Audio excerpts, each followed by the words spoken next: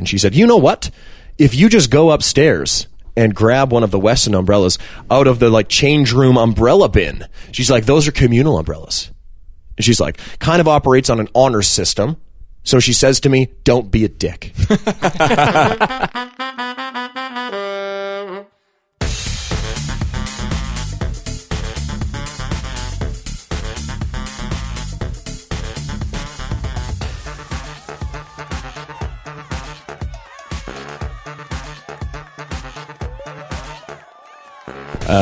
Sorry, you was at Lady Mansion? I was at the Lady Mansion. Yeah. Sorry, we're talking about Lady Mansion? Are we? We can. Were we at the Lady Mansion? We were. I have a Lady previously. Or is it a mansion where you take the lady? Correct. Yeah, the Lady Mansion was, there was 4 ladies, and Corey, who lived in this house in Burnaby in our program. And right. It was the Lady Mansion because it was predominantly ladies. And I think it's funny, too, that, that he got the master bedroom. Yo. Yeah, he did. He got like the he's master the Pimp Master 3000. It's like the patriarchy in reverse. Whereas, like, if it was like 3 guys and 1 girl, of course the girl would get the master bedroom. Of course, like that's the only respectful thing to do. Yes, more closet space, probably an ensuite. Right, ensuite bathroom. That's what you got to go for. But instead, they gave it to Madam Corey. That's pretty good. I haven't seen Corey since we graduated. Yeah, me neither. Haven't even heard really much about him. But he lives in Merritt still. He's program director there of whatever Mountain FM. Didn't we? Yeah. Is that where we dropped off a business card, or we wanted to? No, that was Revelstoke. That was Sean Aqualine. We were driving through Revelstoke, and we went to. I wanted to go visit him, but his show ends at like 10 a.m. and we went there at like 1, and he was already gone. So I shoved a business card under the studio door and said, "Hey, I dropped something." And I think he'll probably get it because I think he's probably the only one that works there. The only one who works there, yeah. Yeah, but he's like built a life for himself there and everything. He's got a kid now. Yeah. It's crazy. Yeah. People he always had the family kind of direction. You know, he was gunning for it. He was going to have 2 kids, married a wife before, who though. fence, a wife who cooks and stays at home. Sorry, the man who cooks and stays at home, not necessarily sure what he only works 4 hours a day, so he's going to be doing the cooking. This is a very progressive podcast here. The Wet Inky EP that I had done, played all the instruments on, I'd written all the songs, and was really, really excited about doing it. It was actually a strange time that I got to do it because I had actually been fired from my job. At the time, so I was in a union at the time. I'm still in the union. Yeah. Actually, to be honest, I'm the union's poster boy now. Oh, good. So I got fired from this job because I was attempting to use an umbrella that was like a branded from the hotel. So yeah, get this. One day, rainy day. If you could picture this, why would you want an umbrella on? Rainy day in Vancouver. I know, unbelievable, crazy thought. Absolutely out of. I say to my manager, "Excuse me, manager. You know, I seem to have misplaced, broken my umbrella, and I was just hoping that maybe the hotel would be okay with lending me one, so that I could get home and dry as I could." And she said, "You know what? If you just go upstairs and grab one of the Weston umbrellas out of the like change room umbrella bin," she's like, "those are communal umbrellas." She's like, kind of operates on an honor system. So she says to me, don't be a dick. And I said, well played. And you know what? My eyes popped and said, wow, what a service. Like, what a service there is to have hotel umbrellas for your employees to use. Yeah, that's pretty good. So I used it. No problem. Next time, did it again. Even confirmed with the front desk. Hey, front desk, I hear there's can I borrow an umbrella? I've used one from the upstairs before. Can I use one from you? Am I operating this system correctly? They say, you know what? You are. And you just get on. So yeah, I used it again. And then one day I went to I used an umbrella, but this time, instead of waiting until the end of the night, I was like, hey, it's really, really raining out. I'm going to get an umbrella before all the other umbrellas are gone. Nice. So I took the umbrella and put it in my locker. Ruh-roh. Yeah. And then I'm at the bar. I'm working the bar, like, cause that's what my job is. Yeah. And, my manager comes in with this totally concerned look on his face and says, did you take an umbrella and put it in your locker? I was like, oh, yeah, totally. He's like, oh, you can't do that. I was like, oh, whoa, sorry. Totally didn't think that. Here's my locker combo. Here's where it is. Why don't you just go get that umbrella? And we'll call it good. No. Not good. Fuck. Not bueno. No bueno. No bueno. So I come into work the next day, and the HR manager pulls me into the office and says, "You're under investigation for theft." Oh my God. I was livid. I'm not going to lie, guys. I was so upset. I couldn't even handle it. I didn't. So anyways, the union gets a hold of this story, obviously considers it to be a surefire win, and says to me, "You know what, Matt, we're gonna fight this, and we're gonna get your job back." Oh, fuck. So I was off from March 30th to April 15th. That's a long time. 6 weeks? August 15th. Oh, okay. 4 months? 4 months. Yeah. I was off for 4 months. Due to an HR investigation. Due to an HR investigation to which no investigation took place, as far as I understand. Good. It's an umbrella, guys. Like, come on. It was So- investigated. Well, So they gave me my job back and then paid me for my time that I for was the off. summer? Yeah, they paid me for my time off. Brilliant. So we're sitting there in this room, this conference room. It's a very serious deal, eh? Like they flew in this guy who was like the head of labor relations for the Western Seaboard for this hotel chain. I won't tell you the hotel chain, but I can tell you it is the largest hotel chain in the world. So this guy and then these HR people, like the GM of my hotel, and then this third party arbitrator, and I'm sitting there with my union lawyer and like the union president. Fucking bar guy. It was crazy. The barkeep. It's crazy, dude. It was super crazy. And all of a sudden, we're kind of sitting there, and you can see the arbitrator kind of like scratching his head, eh? Like, he's like, "Okay, well, I've read the notes on this, but I'm really not sure what's going on." and everyone kind of like, gasped a little bit, and he's like, "So, Matt?" And I was like, "Well, this is what's going on." I'd written a big letter and like about the story and like what was going on, and he kind of started chuckling. Of course he did. Yeah. And he looks around and he's like, "Okay, Matt, well, what do you want? What do you want?" And I said, "Well, I'd like to have my job back, and I'd like to get paid for the time that I missed. And he's like, "Yes." Done. Done. Oh, crazy. Wow. What a saga. Yeah, so anyways, that was the reason that I was off for so many months, and I had the time to record some songs. yeah, and make an MP. And make an EP that I called the Wet Ink EP. And it's by Wet Woodeous. Ink, Wet right? Ink. Yeah, listen to it. It's great. WOODEOUS. Ink that is wet. Ink that is wet. We've had one or two musicians on before, but no one with actual like releases. Yeah, nothing to actually plug. Well, no, what did your buddy, the other guy from... Mantar, actually he did have an EP, so I lied. Cool. I wanted to make you feel special. Mantar and Matt. Mattar. You guys should make a duo. What kind of music, what's your genre of music you make? I would say that's pretty dark blues. Oh, that's sweet. good. So we should mesh it with the With dark heavy metal. Yeah. Yes, some doom Sikh Doom influences. blues, we'll call it. Yeah. Doom blues. Sweet. Yeah, so I did ask you about your week. We had a little bit of a recording mix-up, so we missed a little bit of the Langford stuff. I'm sorry. That's okay. I don't. happens. Like I said, Langford's not the same place anymore. There we go. So You that know? sums it up. Sylvie, did That you hit the sums it up. space bar by accident? I did accidentally hit the space bar again. New laptop. I don't blame you, though. It is the biggest button. It is. So it's so easy So, to I mean, hit. it's kind of and like- it's kind of tempting because you're like, I want to touch it. Yeah. How big- We didn't actually fully introduce you. You said your alias is Woodeous, but your full name's Matt Woodford. My name is Matthew Edward Woodford, actually. Oh, There we go. Oh, my he's goodness, you are going the all whitest in. name. Yeah. M-E-W. Of course it is. Oh my gosh.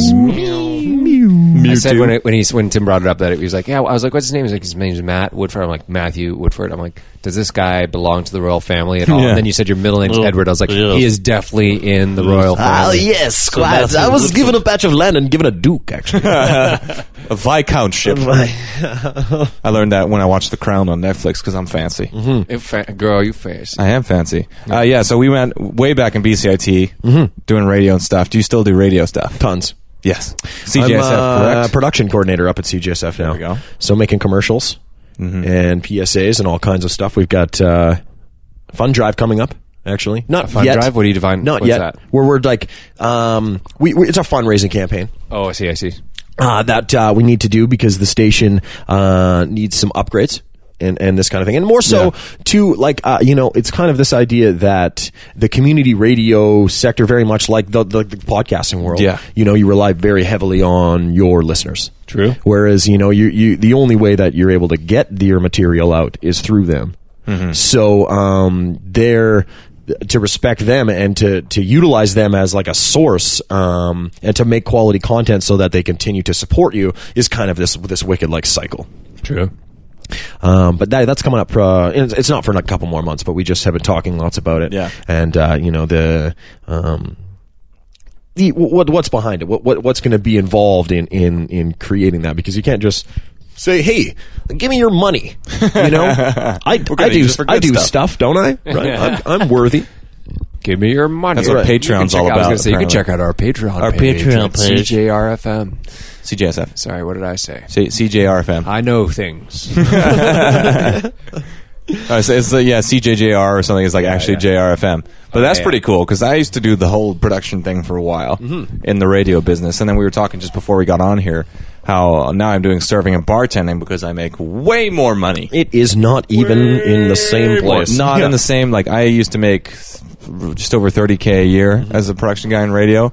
I make more than that now as a part-time server. Totally. At a family restaurant that doesn't even have a very good wine list. You know, it's freaking ridiculous. I love how that's the point. It's like it doesn't have very good wine. It doesn't have. Yeah, so it's like we haven't skyrocketed our wine prices. Exactly. I like the most expensive bottle of wine is like $28. The kind of thing that you can get at the liquor store at the bargain aisle or whatever. True that. So like even when you think about it like that, it's not like the Keg or something where they got like $50 bottles of wine or like even more high class places like hotels maybe. Yeah, I think ours is $225 is our most expensive bottle. That's some fancy shit. So that rockets the total, and then if you have a server who's like pouring it for you and whatever, and if they're tipping the percentage on the total, your tips go up. So even like when I say like a shitty family restaurant, I make more money than I do now. It's all about getting those bills up. Yeah, you got to get those bills up. Totally. You want another round there, sir? Perhaps a dessert. Would you like to upgrade that with some chicken or prawns? Let's say the cell is actually a little bit light. Did you want to add some meat protein? Get some meat protein in there. Beef. Get the beef. Every time they get a salad, I'm like, you want some chicken or prawns on that bitch? Like for real. Just like that. Just like that. Oh, the kids' earmuffs. Yo, bitch, you want some prawns on that bitch? Actually, I'm going to grab one of those strange fellows. Yeah, go for it. Where is it? It's in the fridge. Okay. So you have to fully disconnect. I have a funny story I'll tell while Tim's about wine. I had a client at my old job who told me this story. He was sitting down at dinner at a fancy restaurant. He's there with his wife of 20 years or whatever. And he's sitting there and he says, there's a couple sits down next to us. So he says a couple that he reckons on the first or second date, like quite new. And so the guy comes to order drinks and wine for the couple, and he says he gets the wine list and he looks at the wine list, pretends to know what he's doing, kind of like pulls his finger up and down, and he like goes to the waitress or waiter and just says, points at one, and the waiter goes to him and says, "You're sure? Are you sure, sir?" He's like, yes, that's a good one. Do you think that's a good one? He's like, yes, it's a very good one, sir. You're gonna like it, but it's a very, very, very good wine. And he's like, yeah, I'll take it, I'll get it. So generally on wine lists, it's not generally in a nice restaurant. There's no prices on the wines. So it comes to the end of the night, and they said that they were just finishing up and heading on their way out, and the couple next to them was getting their bill as well. And the guy said, no, of course I'll get the whole bill, and he gets the bill, and apparently his face was just the best expression of being smacked in the face. According to this guy, he said that potentially he asked the waiter. So he says, how much was that bottle of wine? The waiter says, he bought a $350 bottle of wine on the on the first and or second date. Fuck. Plus dinner. Oh man, what an all-star. But yeah, that's definitely. I bet you that wine was delicious. It was probably amazing. Like he'll never have anything like that again. Yeah, absolutely. Or he's drinking it and he's like, "Yeah, this is definitely wine." I can't tell the difference. People ask me like, "So like, is this dry or is it more sweet?" I'm like, honestly, I don't drink wine. People like this one right here. I'm sure a lot of people order this. It's got grapes in it. It's really sometimes you're like, well, how much money do you have? Yeah, I'm pretty sure this is like made in like Richmond. I don't think they do. I don't think it's like even from outside the city. Yeah, it's a little new world. It's casked wine, which is like it's a box. It's a bag in a box. That's when you go. Yeah, but it actually is, the wine's always fresh that way. Yeah, always. It's always fresh. It's sealed all the time. Yes, in the steel casks. Although I do like we have one like corked bottle, and like someone orders it, and like I open it at the table, and there's almost like the first time I do it, I fuck it up. I break the cork. It doesn't spill into the wine or anything. It just snaps in half. And like actually endears you to people because like, oh, look, he's struggling. It's like when you see a 3-legged dog, you're like, oh, Still kind of cute. it's still kind of cute. I mean, look at him struggling so hard. So people, I have this kind of youthfulness about me. So people are like, oh, look, he doesn't know how to open a bottle of wine. It's cute. I remember my first beer. It works for me. It works well. I got a $56 tip the other day because oh wow, on like a $200 bill because they loved watching me open this bottle of wine. They thought it was hilarious. That's right. Yeah. So when do you leave for Japan, Matt? When's that trip? Sunday. Yeah, that's pretty cool. 150. And how long Are you doing like a for? full tour? I'm just going for 8 days. Oh, that's Oh pretty wow. cool. Okay, cool. Well, my friend, like I got a friend there. His wife is Japanese. Her name's Eiko, and That's a Japanese name. very Japanese. And so she's actually there because her mother is not doing very well. Mm-hmm. Just sick grandma, sick Oh, so mother. so they live here usually. Sick mother. Yes, they live here. Okay. Nick's from Salt Spring Island. Right. Cool. And looking on a side note, looking forward to how they met because Salt Spring Island and Japan. I wouldn't draw Big a lot difference. of. Yeah, I wouldn't draw a lot of. Generally not an airport. Yeah. between the two. Well, we were like no direct flight. We were just talking about Japan the other day in another episode of the podcast. Yeah. About how like in Tokyo with the trains, how they have designated pushers. Have you seen this? Where like there's so many people trying to get on the trains, On the commuter that trains. there's people who are employed by the city to push people onto the trains. You know, like here in Vancouver, like, oh, I'll just wait for the next one. Yeah. No. In Japan, You they do not push wait. you You get on. cramming. You if cram you it in wait, there. they'll push you on. They're like, no, you're getting on the fucking train. Yeah. I wonder what the qualifications for city train pusher are. No, I want to see the job description. Yeah, it's Like, big hands. Is there a union? Yeah, exactly. Yeah. Job description. what are the number one like workplace injuries at the pusher? I sprained my pinky. Oh, shit. It's like, yeah. Jam. You're like, oh man, that guy was really sticky. What is this? What is this on my hand? Why is he so sticky? This is gross. Well, do you do a lot of skiing or snowboarding? I haven't. No, not in many years. Okay, yeah, same here. Lucas is a bit of an avid snowboarder. Interesting. Apparently, I know a guy. I haven't spoken to him since high school, but he went to Japan last week. He was posting all these videos, like these GoPro videos of skiing and snowboarding in Japan. And apparently, like it Apparently looks it's like a nuts. winter wonderland. Yeah. like it's really beautiful there. And then you watch the Olympics and you realize, oh, there's tons of Japanese competitors. This makes sense. This makes 100% sense. Yeah, I found out that Japan has really good skiing and snowboarding. I was in a snowboard store in Brisbane in Australia, and this guy... There's no snow there. Why would There's there- zero snow there. There's a snowboard store right in the middle of the city. I'm like, cool, I'll check it out. Why not, right? Maybe stuff will be cheaper. No, it's not cheaper. Oh, That it's was more stupid. expensive. But the guy was like, yeah, you ever been to Japan? Sorry, I got it down. Yeah, you been to Japan? Yeah, I can't do an Australian Close. accent. That was close though. You It was been to pretty Japan, close. mate? The guy was Japan thing, snowboarding? yeah. I was like, no, I haven't. He's like, well, yeah, man, the powder's unbelievable. I go up there at least 2-3 times a year. I was like, holy. Well, for them, mother. it's a short flight. You just They're fly really north at the close. same Hop, time zone. skip, or and a something, jump. right? Yeah, exactly. So I was like, oh man, that's pretty cool. And then he was one of those shop people that just kept talking, and you could never get rid of them. You're like, I have weddings and things to do. We haven't had a customer in here. in Yeah, months. it's a snowboard store. Please in the- talk to me. It wasn't summer there. It was you went summer, to? yeah, spring to summer. Snowboard so. summer in Australia. Snowboard store in the Australian summer. Well, The guy's he so said he fucking was bored. he was getting pretty busy because people were going to like Japan and Okay. to snowboard and actually going up to Whistler, the Well, like, capital of Australia. So. Even China, Yeah. like I feel like China would build ski resorts and they'd be really cheap because no one would think of going to China for skiing. Right. Like I feel like that would be a thing. Wait, isn't that the ski resort in the Golden Circle? That's in China, isn't it? Or is that? Well, the next Olympics, next Winter Olympics is in Beijing. Oh, there you go. Yeah, that's pretty or cool. like just I think outside there's Beijing. in Tokyo. That's the Summer Olympics. Oh, summer in Tokyo. I think yes. the winter ones are in Beijing and this little ski resort like 3 hours outside of Beijing. Oh, cool. Right. Yeah. I was reading about this the other day because I was like, I can't remember what it was. Yeah. But yeah, Tokyo and then Paris is after that. And then it's fucking crazy. Paris for winter or summer? Summer, I think. Yeah, I mean, I don't. I mean, I would. I used to snowboard a lot when I was younger because I'm from the island. So Mount Washington was a big place I'd go. Is like all kinds of. You were blown away by that. Yeah, Mount In Washington. sync, just totally in sync. Well, I lived in Comox for a month.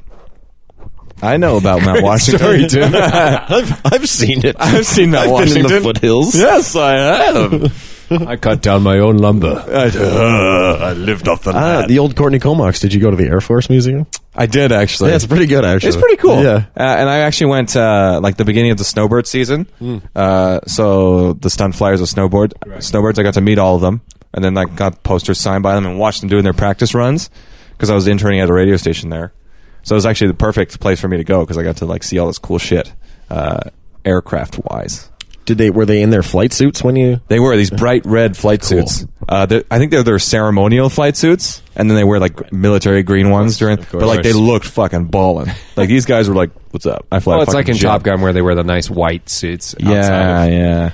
Like, I would think that being a fighter pilot is probably one of the coolest things that you could tell someone that you do. Yeah, I'm to actually do a it, fighter but- pilot. What do you do for work? I fly jets. Tell you what, I was watching the other day, Bill Burr on Conan, and I love Bill Burr. We're going to see him in March. We got tickets he's already. hilarious. And he was doing this whole bit about how people worship veterans in the States now, no matter what they do. And he was like, I get it. A fighter pilot, he goes into combat, he's dogfighting with people, he's putting his life on the line.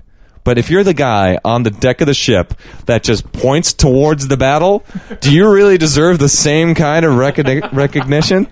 That's true. It's a team environment too. I mean, I get it, but like obviously those guys do. That like, fighter pilot will not know where to go without that guy I directing just him. follow the direction the guy put. Wait, which way is he going to point? I hope he doesn't point backwards. I can't do I can't backwards. go backwards. This jet doesn't go reverse. I mean, this Harrier can go up, but like only up and like forward. Yeah, so he was talking about. I mean, obviously those guys have other responsibilities, but the idea is funny that there's some dude on the deck like getting the same recognition as this guy fucking dogfighting with Russians in the sky.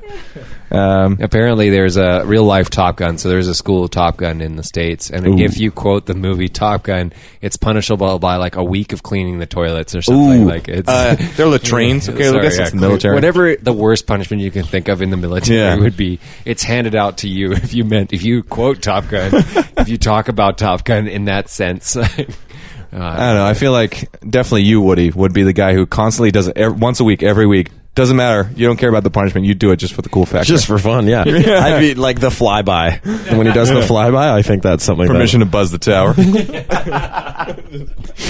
You do that every practice round. You're like, permission to buzz the tower. All right, Woodford, a week of latrine duty.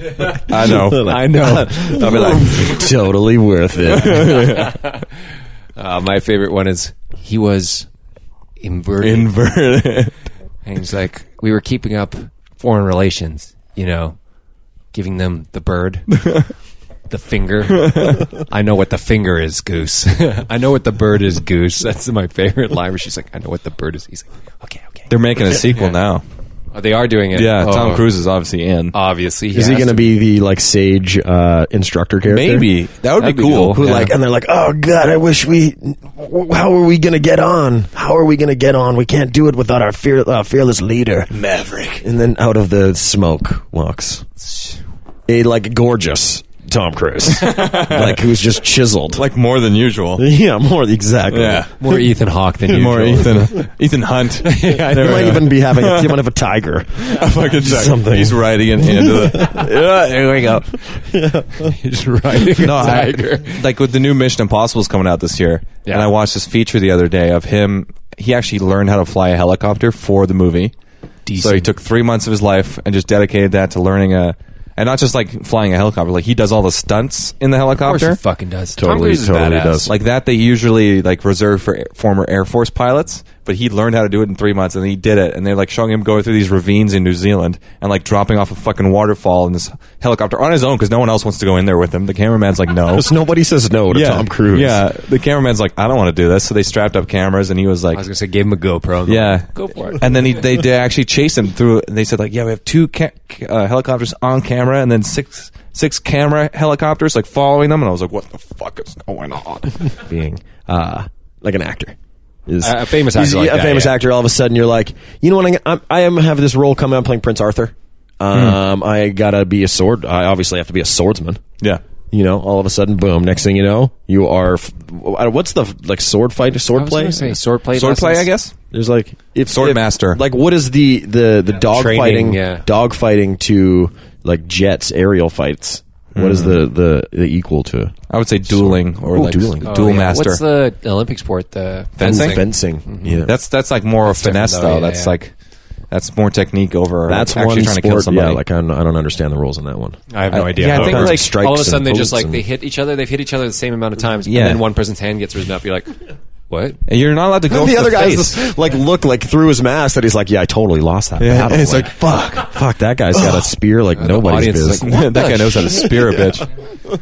I think I still stand by this great idea I came across on Reddit a few years ago or months ago about how we should have Olympic sports. We should have just an average Joe participate alongside all the Olympic athletes to show how amazing the athletes are. Just, I mean, if you imagine the downhill skiing, like now that we have a Winter Olympics, this guy was just constantly falling in the moguls. Like he's got his pizza, pizza French fries, but he just rips past him going $1.20. You're like, oh yeah, these guys are good. He's like going through each individual mogul, like, oh, shit, fucking goddamn it. He makes I'll just go down on my butt. I'll just go down on my bum. Got that tailbone bruise for 2 weeks. Another one is a funny joke about being the lifeguard at the Olympic swimming, and you're like, none of these people are going to need saving. Like, these people are better swimmers than me. Oh man, worst job ever. Yeah, I'm having such a good time. Yeah. Well, I don't know. There's some jobs where it's like, yeah, you don't do anything, but it's so much fun. Because you don't really do anything. Like I used to deliver pizza. Coolest job ever. All you do is drive back and forth. Yeah, just drive. And no one's ever mad at you. Ever. Totally. You show up an hour late, everyone's like, thank you. You should say that, Thank you but for coming. Ash and I ordered pizza like a week ago, and it was like 15 minutes late, and Ashton's like, where's the fucking pizza? Yeah, but did he? Oh, shit. He said that to you. Did he say that to the delivery guy? No, the delivery guy's like, hey, it's nice to see you. He's like, oh, yeah, thanks, man. man. He's like, dude, Is that a good enough tip for you, man? Is that okay to cover your gas? I'm so happy you're here. Thank you. I just broke a coffee table because I was wondering where you were.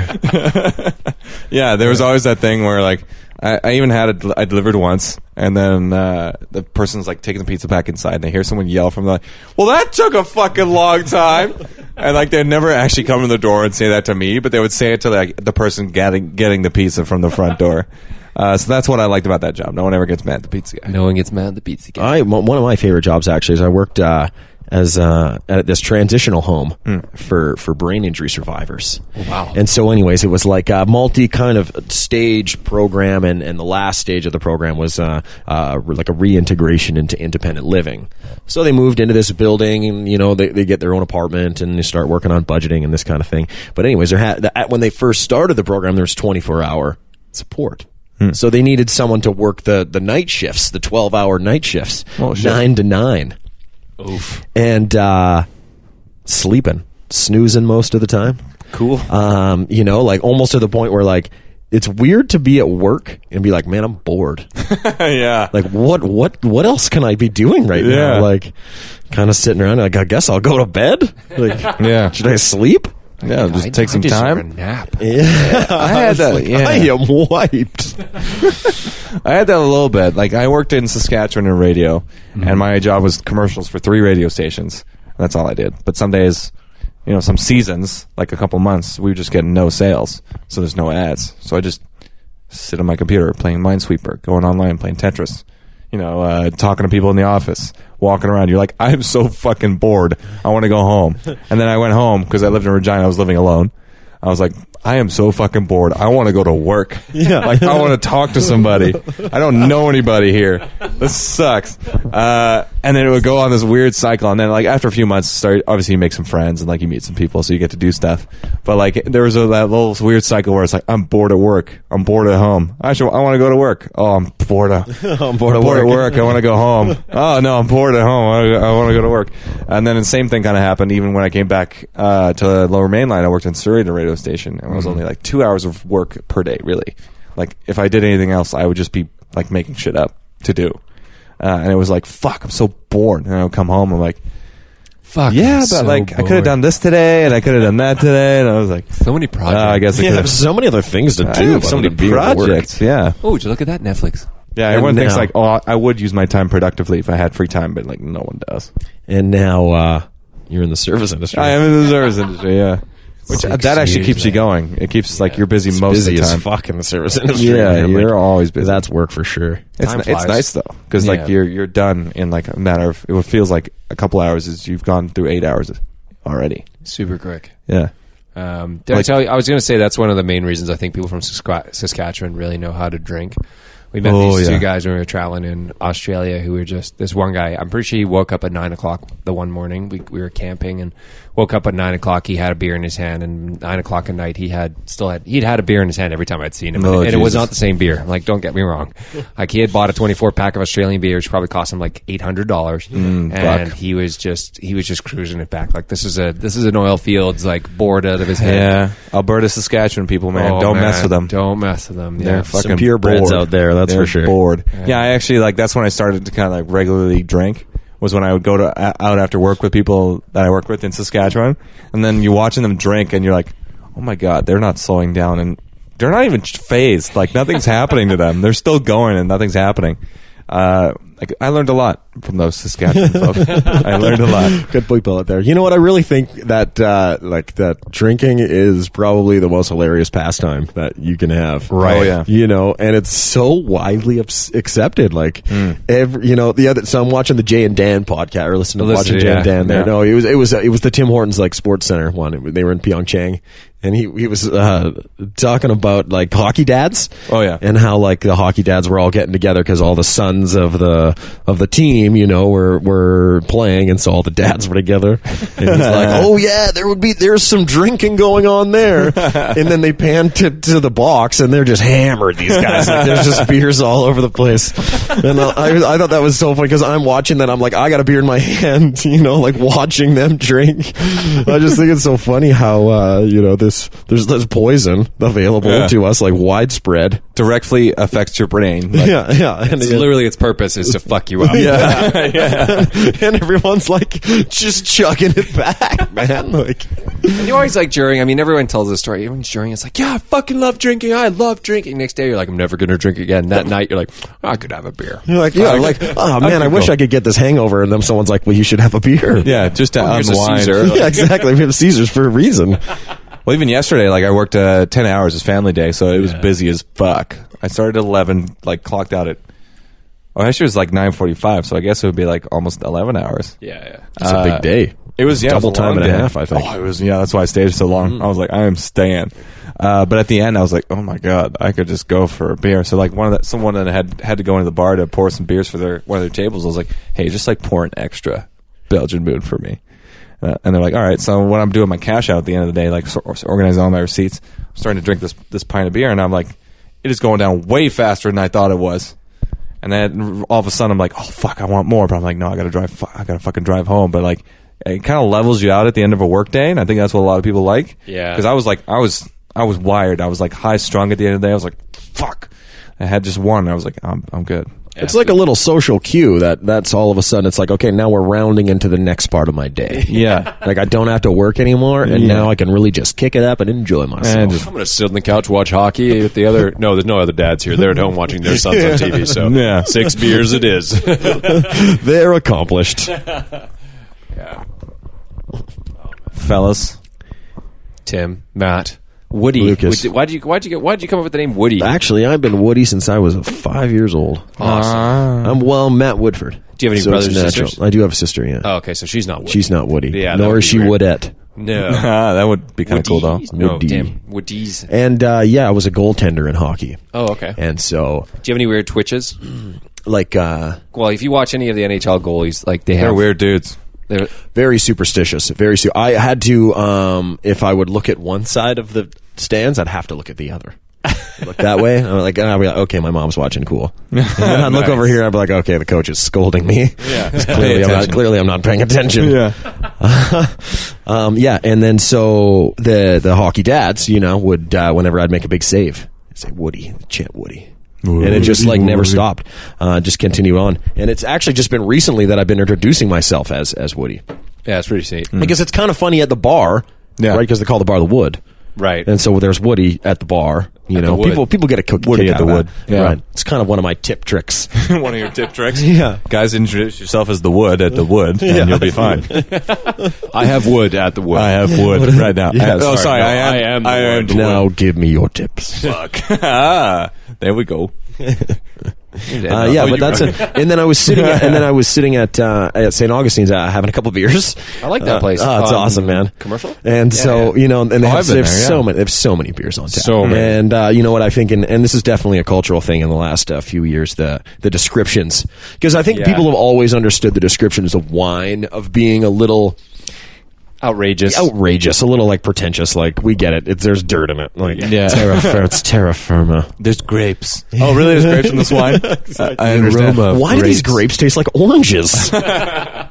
And so I was sitting there reading one of the descriptions, and I don't know I forget what beer it was or whatever, but it was woodsiness. It was one of the descriptions. Woodsiness, as in like outdoorsiness. Yeah, as in like just like a person in the forest. That's what this beer tastes like. What the fuck? Which I obviously got a serious kick out of. Yeah. And then so out of that, my friend Kurt says, "Hey man, you should call yourself the Woodsiness." And I said, yeah, that's good. Woodsiness. And then we kind of just Woodeous. And then it kind of grew into this Woodeous idea. And then it was like that, that is like joyous. Mm-hmm. But instead of the joy, there's wood. Which can also bring joy. Yeah, you bring joy as well. Yes. Exactly. If it gets to complete its job, I suppose. I'm lonely. Tomorrow's Valentine's. Tomorrow is Valentine's. Actually, Lonely Awareness I've got a date. Oh, Valentine's Day. A first date on Valentine's Day. I know. Yeah? I had to send her a message and say, "Did you realize it's Valentine's Day?" And she's like, "Yes, said, I hope you did." yeah. Maybe that's why that text seems so passive aggressive. Checks out. Totally. I had someone like ask me, "Hey, this was on Saturday. Hey, can you work Wednesday 4:30?" I like thought about it. I was like, "Oh yeah, I can do that." And then I realized, oh, it's Valentine's Day, and apparently it's fucking busy on Valentine's Day for whatever reason. It's all the parents just like, I'm just gonna fucking do this. But like you guys mentioned St. Augustine's, right around the corner from the Rio, which is like the only time I went to St. Augustine's, we were waiting to watch a movie, so I went to St. Augustine's. We hung out for about an hour, and then went to the Rio. But the Rio is it's going to close down, or it's like changing ownership. They're petitioning not to close it down, but yeah, it is under threat. Like they're losing money basically. It seems like every couple of years they seem to go through some kind of save the Rio. Saved by all the publicity of the negative publicity. Yeah, they're like, we need to support this. Yeah. The Rio's an old theater. There used to be strippers here. I mean, they use it for so many different things. They use it for movies. They use it for stage shows. Mm-hmm. It's got a bar in it, which is pretty nice. I've seen some good shows. That's like, aside from Fifth Avenue Cinemas in Kits, which is a different vibe completely. It's like one of the only places you can get a beer and just like sit there and watch the movie. Exactly. That's all. Like, I don't seem like why those are so far apart. Exactly. So many places. About 2 months ago, I went to see players. What was it? It was the Shining double feature with The Thing, the one with Kurt Russell. And we got to sit there like I think they turned the heat down too. It was fucking freezing in there. So they did that for the movie, for The Shining first, obviously because it's in the middle of winter. And then The Thing again in the middle of winter, they must have turned it down because we were fucking freezing our balls off. So you had to have a beer in there to kind of keep you going. And it helps. It kind of enhances the whole experience. And I was like, why don't more theaters do this? And they're starting to kind of do it with the Cineplex thing, like the VIP thing. But it's like I don't want to pay $19. But I kind of feel like they're just doing that to make more money. I know. Like, exactly. A place like the Rio, they're like, you know what? We want you to have this beer and this Pabst Blue Ribbon for $5 because we actually want you to enjoy yourself. And like those fat cats, those Cineplex with their vertical integration are like, how can we make more monies? I mean, even $9 for Dead Frog shit beer. Here you go, you bastards. You can show up 20 minutes late. Down, you bastards. You fucking little bitch. You can show up 20 minutes late to a Cineplex movie now and not miss a thing because it's 20 minutes of commercials before every movie, and then you've got the previews for them that like coming soon. Like whatever. Chevy commercial, Ford commercial, Pontiac, Chevy commercial, Chevy commercial. We went to see The Last Jedi. I don't know if it was the one I went to see with you, Lucas. I think it was Mom and Dad. I went to see The Last Jedi, and there was a lady behind us who's like started listing all the car commercials we'd watch. She's like, all right, so we've seen Mitsubishi, we've seen Lexus, we've seen Ford, we've seen Chevy. She's like, what's next? And a fucking Jeep commercial comes up, and we're like, fuck. Be yourself in the Jeep. I do like the Jeep commercial though, because it's like recalculating, and I'm like, oh, that's so It's well a cool. done. It's a really like, yeah. This resonates with me. It's like a really creative idea that Calculating. you think like some fucking like 20-something-year-old creative department person came up with this and got paid shit for this campaign that they're going to use for 3 years. Yeah. And you're like, oh, that while the sad. guy who's driving around in the Jeep made $25,000. Yeah, It's 2 minutes of driving. Yeah, Not even, exactly. pretty much. Yeah, I like the Tide commercials at the Super Bowl this year. I don't know if you watched. that was those, really good. Where they basically said every commercial is a Tide commercial. Like, the clothes are clean in this commercial. Must be a Tide commercial. It's a Tide ad. You'd think it's a car commercial. It's a Tide ad. That's with the guy from Stranger Things. Yeah. Stranger Things. Yeah. He's got the perfect kind of tone and gravitas for that kind of thing. It's a Tide ad. It's Tide ad. It's a Tide ad. Yeah, it's brilliant. But again, the 20-somethingers just came up with this new idea. They're going to milk that for the rest of the year, and they're going to make $20 an hour for sure. sitting there and slaving away. I guess you got to pay your dues. Everyone that's keeps the saying ones- that, and that's- I don't yeah. see anything come back for these dues. Yeah, exactly. I am a lot of dues. things. Taking all my money. I am doing things and not coming off better for it, guys. Yeah, I was talking to a guy on one of my tables the other day. He knows the guy who does the voice, the play-by-play for the Vancouver Canadians. And he's like, hey, he's always looking for interns. You should check it out.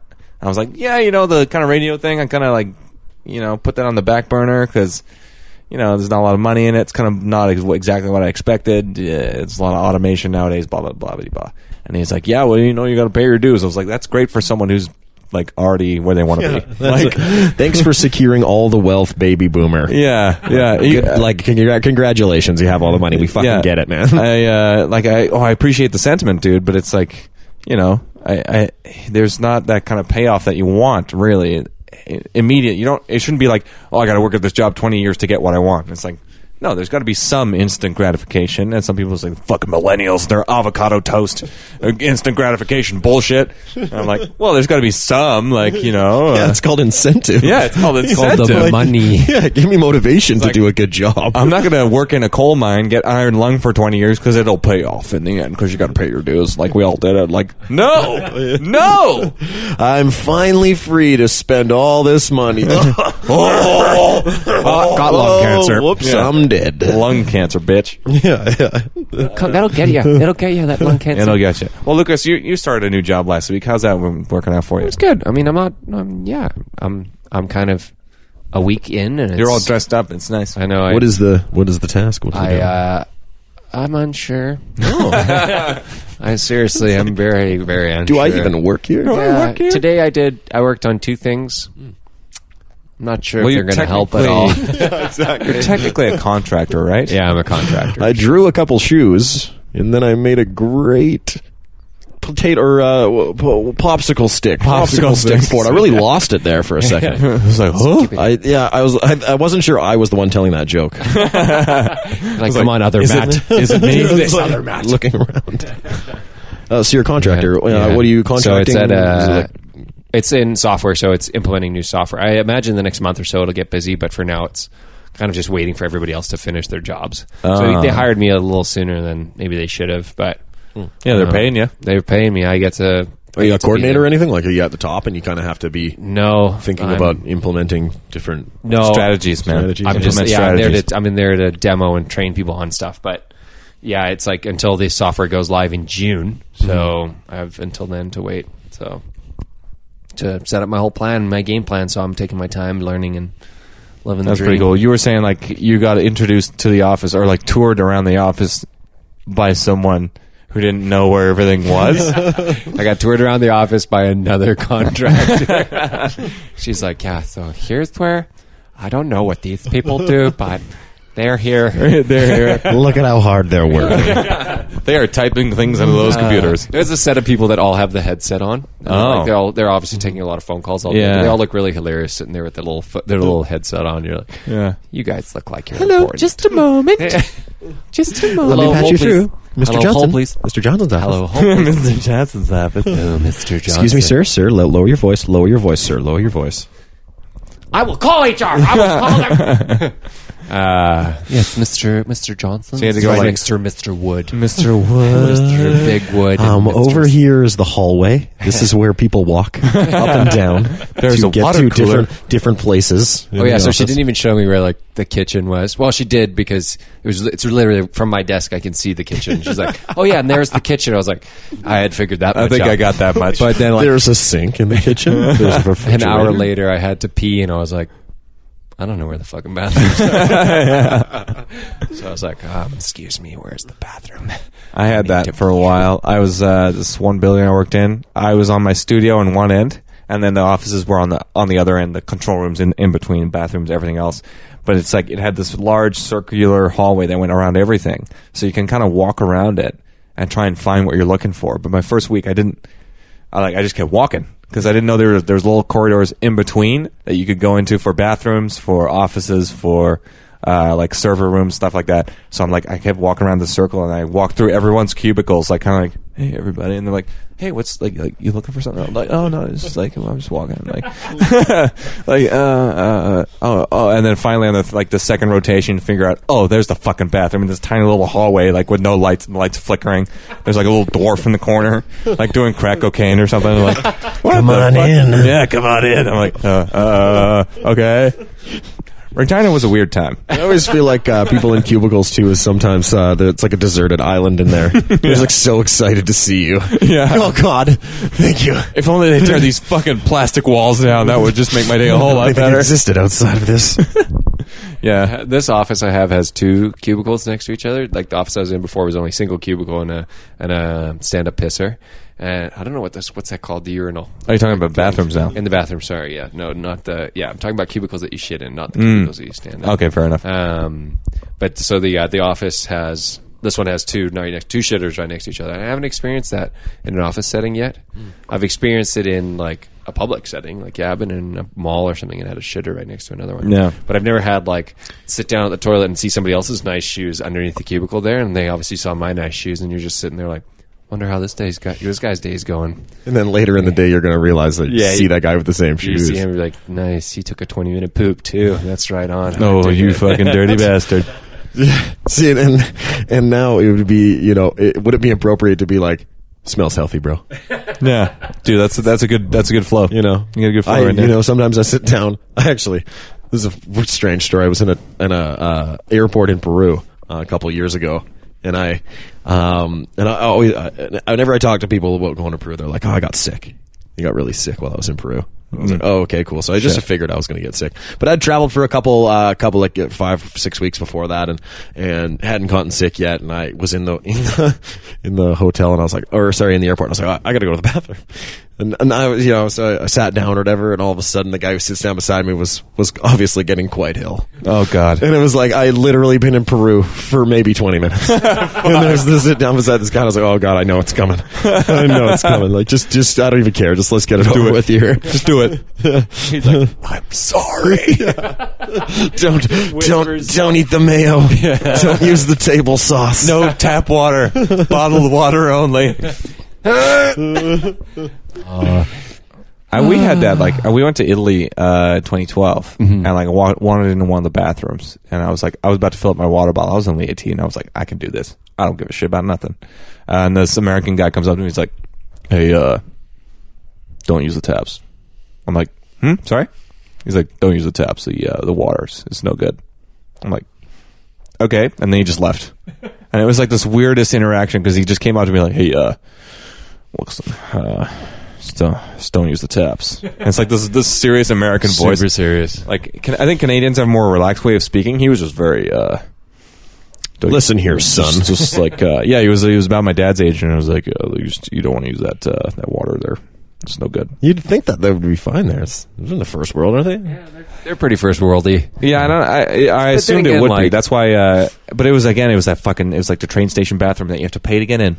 Like that's the kind of shit that we were dealing with. So maybe I'll have people come to my American people come to my bar. Can we get some bottled water?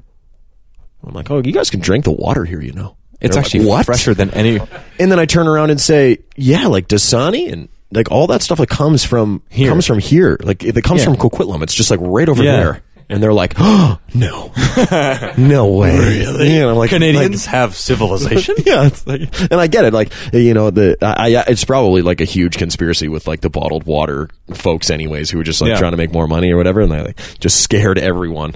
Everyone's shitting their pants. What's like Nestle, how they're just like siphoning water from underneath BC. Yeah. Selling it for $2.50. Just fucking like, it's so bad. Smart, man. Like, they're paying 1 cent on the... They don't even pay. They found that they sucked billions of gallons for free. What? Yeah. They're just like, this is ours That's now. brutal. Yeah, just...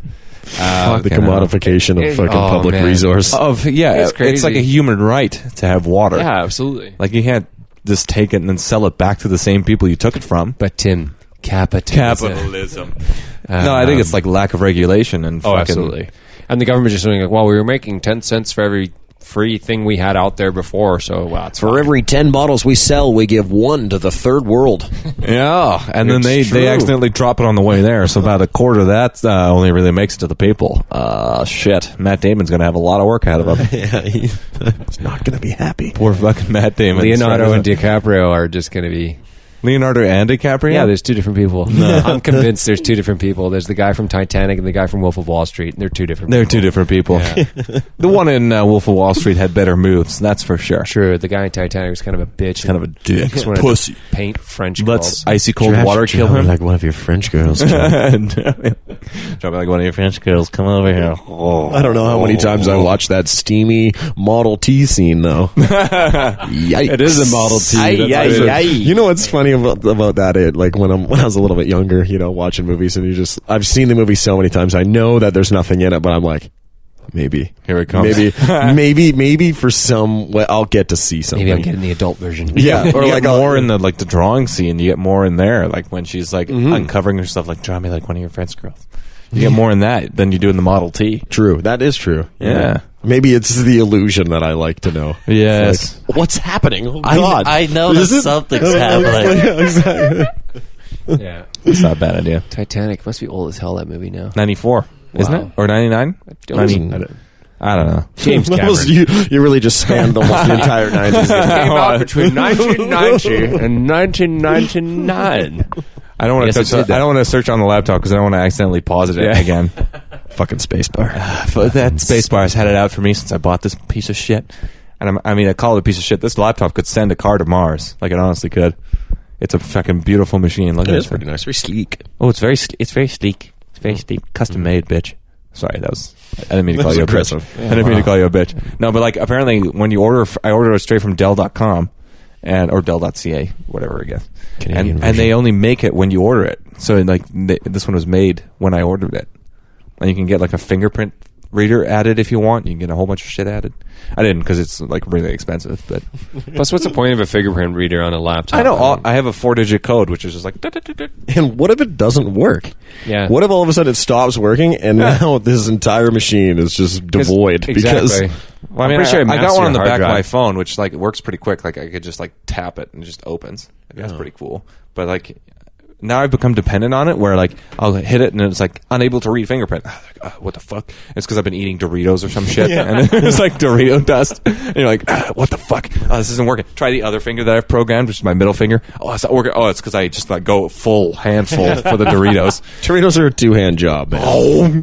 Yeah. Matt, do you have a website where you put your music on? I don't, not like a Woodeous.com. I put the EP on Bandcamp. There we go. That's which is pretty good. Yeah. And then I had done, when I was in South America, I had taken a whole bunch of video, and so I just kind of put a little video together to it with one of the songs and put it on YouTube. Nice. And then I like same thing too. What I did, I was like, so I was thinking to myself, I was like, man, I kind of like I want to be a musician, like I want to be able to play some shows and this kind of thing. So I was like, it's not just simple. Like you got to prove to people that you can do this kind of thing, right? Yeah. Because people won't give you the time of day, So, I play guitar. Like, that's great. Yeah, like a lot of people play guitar. Like just about everyone. If they don't have one, they play it. Yeah. And so I was like, okay, well, I'll what's my social media plan here? So I was like, you know what, I got to get a couple things. So I made some videos in my room of me playing some songs and put that together and just so I could prove to people that I could play. And then did the EP and put the video. And then I was playing down at the Fairview Pub a couple months ago. Yeah, it's right down the street here. Yeah. They have a great couple open mics. Yeah. Hosted by this wonderful woman named Nimkish. Nimkish.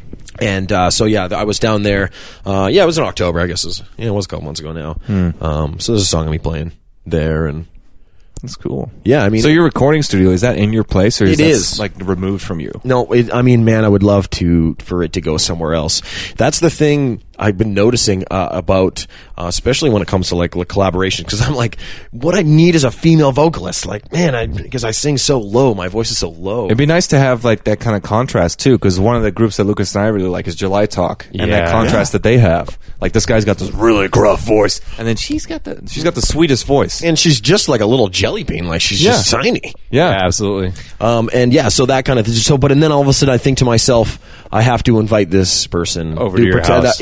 Not only into my house, but into my bedroom. Oh, it is your room. And I mean, I have the master bedroom, and the studio looks legit. There's lots of instruments around and good equipment and things like that. Yeah. But it is like the only, like, it's like my studio chair, and then go ahead and sit on that bed right there. That bed, yeah. Yeah. So how do you want to do this? At least you'll Is it hot in here? How's this going to go down? I'm going to take my shirt off. Man, maybe I shouldn't have put the thermostat up to 35. Which is funny because there's actually no heat in my room. It's brutal, actually. Get a space heater. They're fucking awesome. I do. Yeah, I got a couple of them. Okay. And so anyways, the studio's in my room, and I would really love to have it grow a little bit more, so I've been applying to there's a really nice place called the Arc, which is this building down on Powell and Commercial. Right. And they have some great artist live workspaces.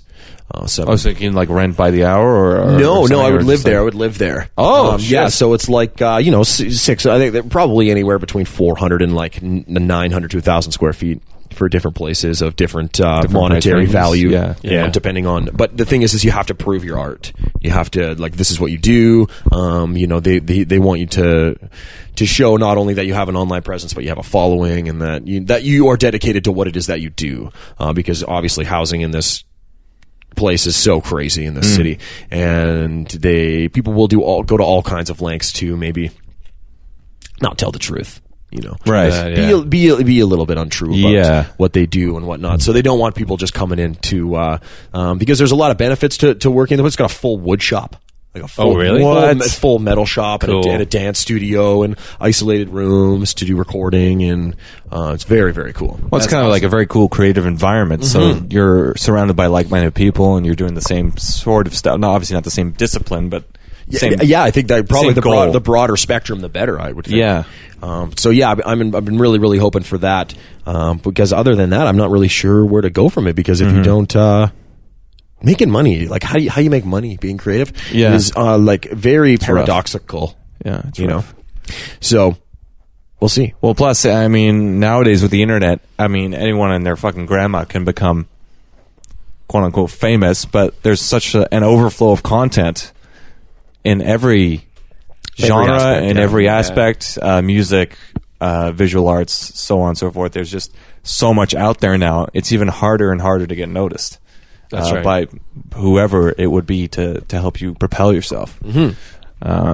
So it's a daunting challenge. So that's why I like the live work environment, because like obviously I would still maintain having a pretty much a full-time job as well. Yeah. But I think a lot of it has to do with kind of this immersion into what it is that you want to do. It's like, it's not only am I going to invest my time and my effort, but I want to be involved in this all the time. It's I like to put it in the fact that I don't live at the studio. The studio is where I live. Yeah. Right? Because right now, the studio's in my house. But I would rather if I lived at the studio. Yeah. It's kind of just like that language. Give you a bit more motivation to actually do and just do it more often, because you'd be like, I'm living here, I have to do here. this. Yeah. It's like staring at you. Every time I'm not doing it, it's like looking at me. Yeah, you're wasting your time, basically, if you're not doing it. What are you doing over there? Do you really need that sandwich? Do you need those porno mags? Exactly. I mean, we have the internet now. Porn, you jerk. So what I'd like to ask you to do, you brought your guitar. I did, yeah. So what I'm going to get you to do is maybe plug yourself a little bit more. Woodeous, plug CJSF, plug whatever you want. Yeah. And then maybe give us a little tune. Absolutely. Would that Absolutely. work? I would absolutely love that. So Woodeous is Did you my bring a is my cable? name. Could we plug him in by any chance? I don't know if didn't we can bring plug one. it in, but maybe Lucas and I can just hold microphones. Yeah, for you. That sounds definitely. Would that sounds work? great. That would work. Perfect. Because I don't have my full setup. We don't have any mic stands right now, but we'll get on it. Forget that. Let's direct you to the Patron account once again. Yes, Patreon. Patreon. Patreon. Patreon. I am not gonna lie, guys. I really thought that was only for cam girls.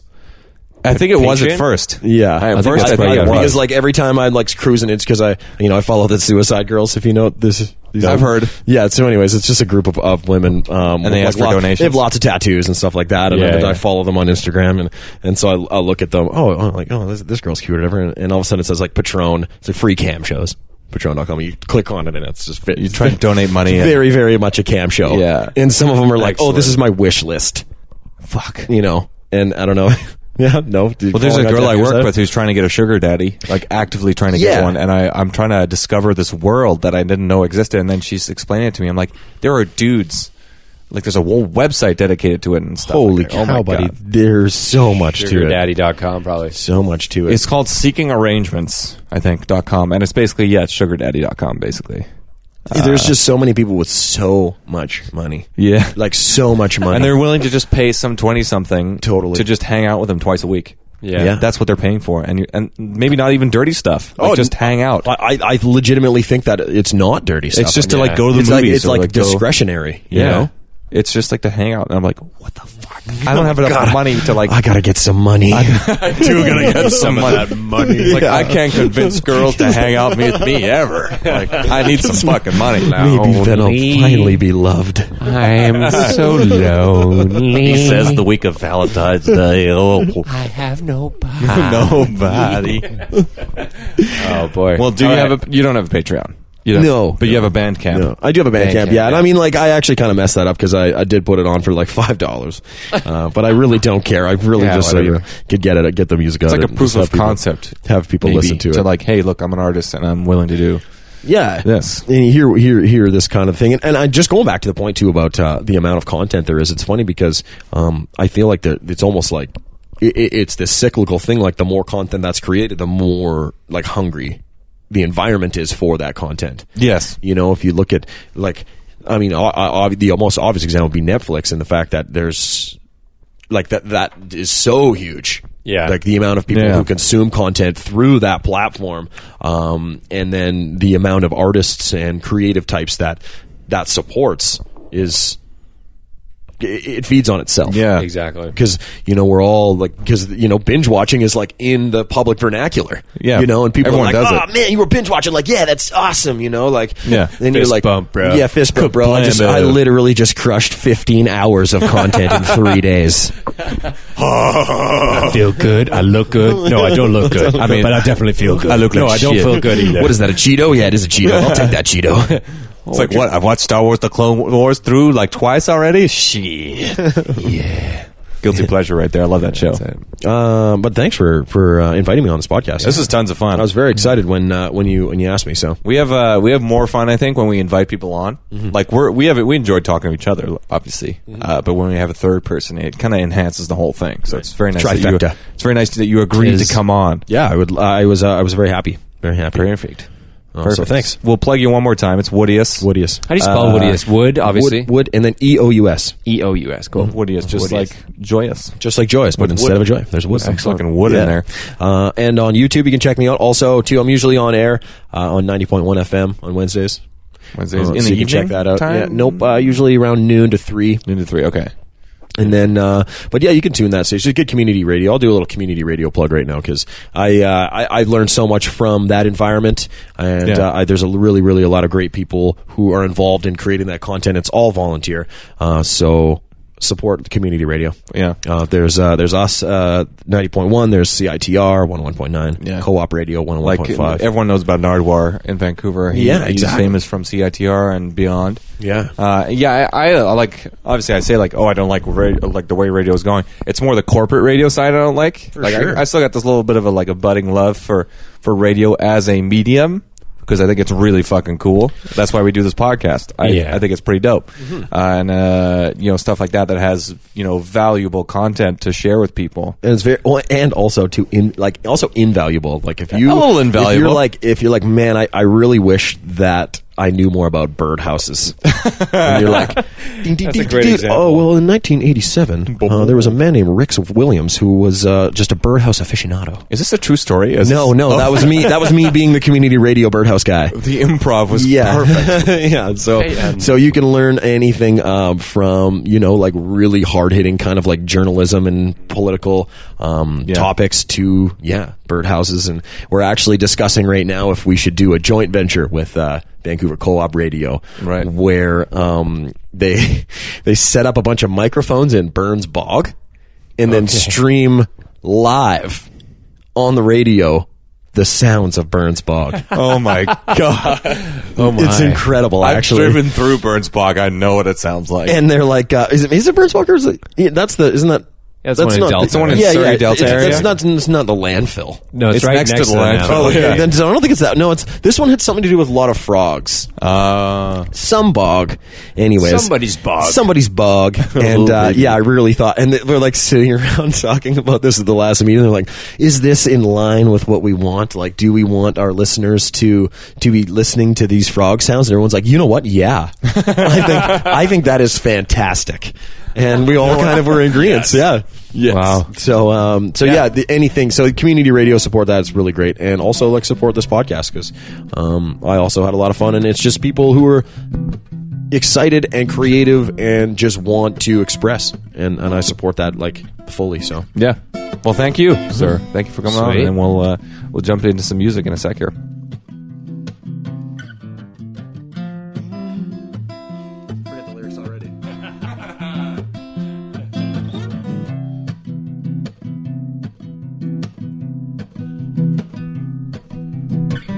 Anything nowhere without like what time in and an audible draw.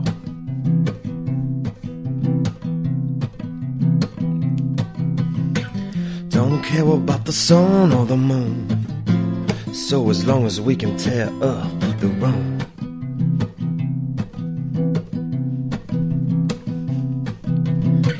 Hard corner with the white chalk days, you better ready for the race.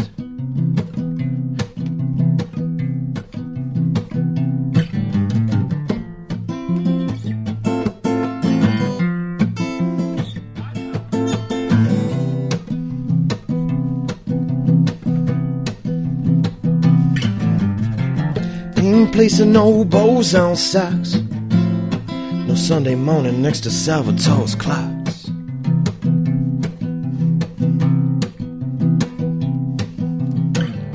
The colorful dash of wall paint to designate where you hailing from.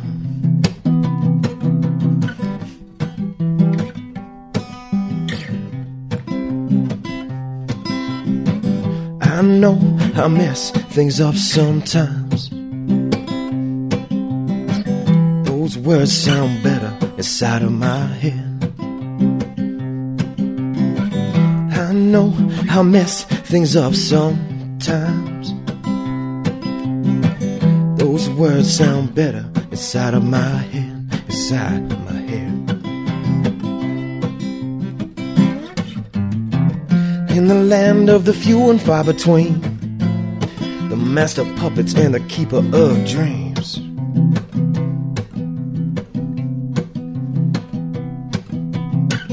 there's a smell that you can believe.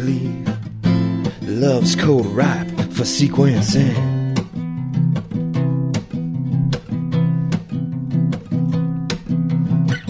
Ain't it funny when you fall to the ground without a whisper or a sound?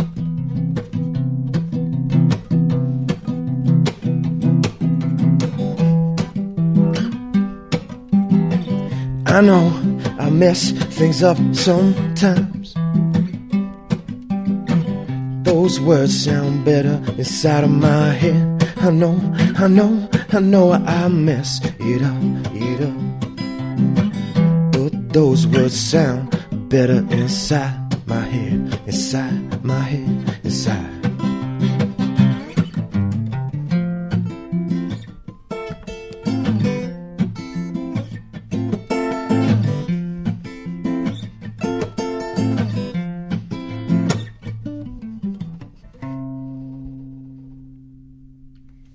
Yeah.